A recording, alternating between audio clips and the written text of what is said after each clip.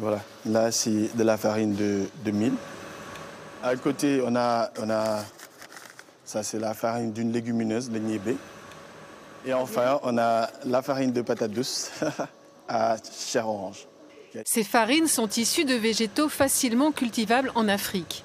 Maurice Lopi, ingénieur au Sénégal, les a apportées avec un objectif, réaliser une farine instantanée pour bébés, une bouillie en quelque sorte.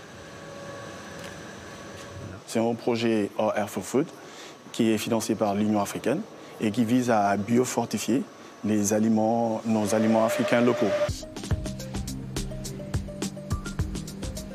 C'est pour trouver le meilleur procédé de fabrication que Maurice Lopi est venu à Dijon, dans cette halle technologique équipée comme une entreprise agroalimentaire. La halle fait en effet le lien entre la recherche et le monde de l'industrie. L'objectif, c'est de tester la faisabilité de fabriquer, de développer de nouveaux produits. Et on va aussi accompagner l'entreprise dans sa montée en échelle, c'est-à-dire passer de l'échelle pilote à l'échelle industrielle. Dans ce cas précis, il s'agit de réaliser une farine infantile, facile à fabriquer, facile à utiliser pour les mamans. On n'est pas assez texturé en fait. Et qui devra garder aussi tous les nutriments, zinc, fer et vitamine A, contenus dans les produits d'origine des 3 farines africaines. Pour trouver le meilleur procédé de fabrication, plusieurs essais de transformation par cuisson-extrusion sont réalisés. Très bon.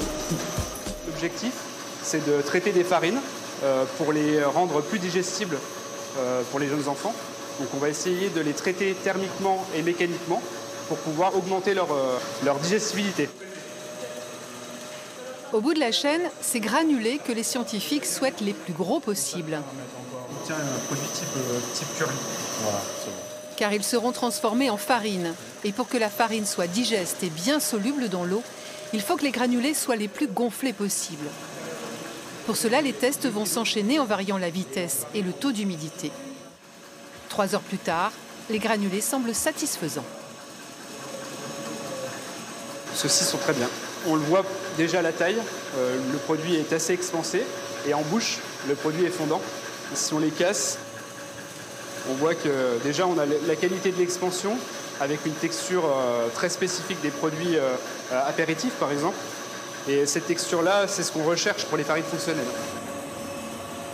Quelques analyses sont ensuite réalisées pour valider les qualités de conservation du produit. Puis celui-ci est moulu. Et c'est cette farine que Maurice Lopi ramènera dans son laboratoire à Dakar. Il y aura des analyses qui se feront, au point de vue nutritionnel. Il y aura aussi des analyses sensorielles. Ça sera de la bouillie qu'on va faire goûter. Vu que c'est destiné aux enfants et je peux dire aux mamans qui allaitent aussi, donc on peut dire que la cible sera cela. Si tout va bien, la farine infantile finalisée ici pourrait bientôt être fabriquée et commercialisée au Sénégal, comme c'est déjà le cas pour d'autres produits développés par la halle technologique de Science. On a travaillé sur ce type de produit qui est riche en protéines végétales, donc riche en légumineuses, qui permet d'avoir un produit avec une source protéique assez intéressante. Toujours dans cet objectif de trouver des sources alternatives de protéines, on peut aussi réfléchir à la protéine d'insectes qu'on a essayé d'intégrer par exemple dans ces produits, dans des croquettes pour animaux de compagnie. Plus saine, plus végétale, issue de produits plus durables, l'alimentation de demain arrive dans nos assiettes.